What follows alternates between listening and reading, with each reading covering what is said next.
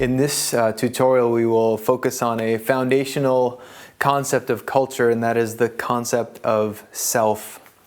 Culture is a complex concept with many dimensions and facets, but one of the most important building blocks of any culture is the concept of self. One of the most significant ways in which cultures differ is in how they view this concept. Later, when we look at some other foundational cultural concepts, societal obligations, the concept of time, and who is in control, these are all significant concepts in shaping many cultural differences. Not everything that people can do can be explained by these fundamental concepts, but they are often the source of the beliefs or values that are behind a wide range of thought and behavior. If you come to understand the way people of another culture view these fundamental areas, it will help you to understand why people think and behave the way they do. And if you discover more about how these concepts are viewed in your own cultural community, it might give you more insight into why you think and behave the way you do. The concept of self is how a person feels that they fit into their society or community. At one end of the scale, a person thinks of themselves as an individual. Everyone is expected to look after him or herself and his or her immediate family. This is called an individualistic view. And cultures that are generally this way are called individualistic cultures. At the other end of the scale, a person views themselves as an integral part of a group, a family, or a community or society. And so they have multiple obligations and close connections with others. This is called a collectivist view. And cultures that are generally this way are called collectivist cultures. We will describe both of these views and give some examples of each to illustrate them. It is a common experience for people living in a cross-cultural situation to come up against things that they feel are just not fair or just not right. Sometimes that is true. There are going to be things that are wrong in every culture. But sometimes our reactions can stem from not understanding the fundamental values of another culture. Once we come to understand them, we may even agree with these underlying values, such as the importance of family, for example. But because these values motivate different behaviors in another culture, we probably won't easily recognize them for what they are. In fact, it can be almost impossible for us to see some things from the other person's point of view unless we dig deeper and try to understand the underlying values that are involved. The concept of self is one of these deep concepts that motivate behavior. So we have to try to understand how another culture differs from our own in this area if we want to understand people's behavior. We will take a look at an example to try to illustrate how the concept of self can play out in a real situation. Imagine that your local community group has decided to make a community garden area. For 6 weeks, you and the 3 other people working with you have been working on a fence, a garden shed, and some large garden beds. On your team, Mia had the most free time, so she did 40% of the work.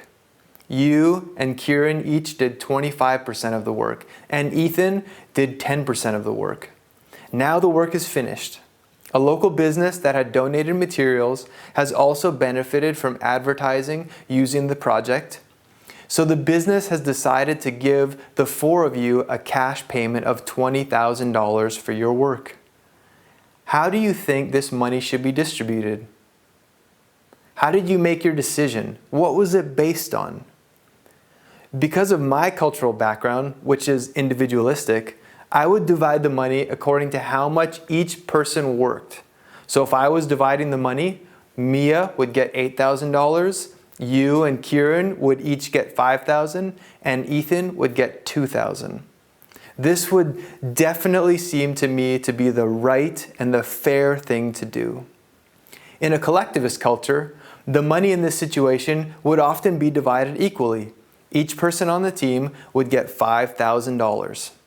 People in collectivist cultures will prioritize the good of the group over any individual's good, even if it is their own.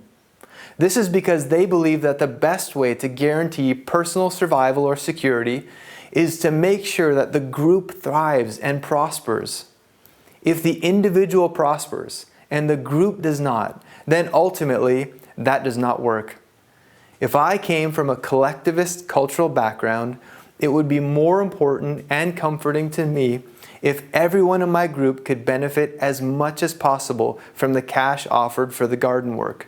So each person would get $5,000. No matter how much or how little each person was able to work, the whole group would benefit equally from the exercise of building the garden.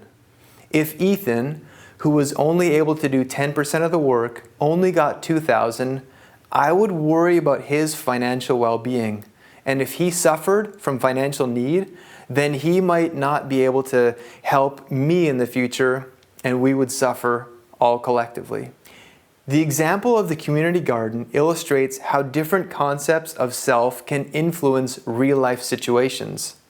Now we will look at a more theoretical description of the two poles of the concept of self, individualism and collectivism.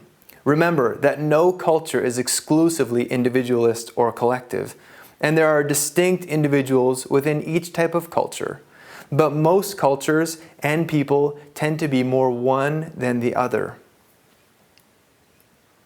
An individualist, the individual identifies primarily with self. They would seek to satisfy their own needs before others. The well-being of the group is only guaranteed by each individual looking after and taking care of themselves and being self-sufficient.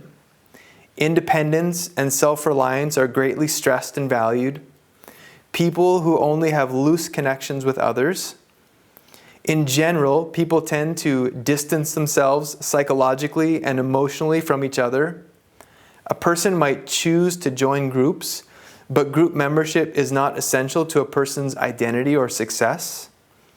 Individualist characteristics are often more closely associated with men and with people in urban settings. With the collectivist perspective, the individual identifies primarily as a part of a group. A person's identity is in their membership and role in a group, such as their family or a work team. The survival and success of the group guarantees the well-being of the individual. You protect yourself by considering the needs and feelings of others, and harmony and interdependence of group members are stressed and valued.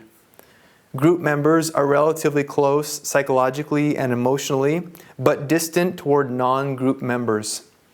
Collectivist characteristics are often associated with women and people in rural settings. The way that people view their identity has a broad impact on the way people of that culture function on a day-to-day level. Here are some examples of behaviors from an individualistic and from a collectivist culture.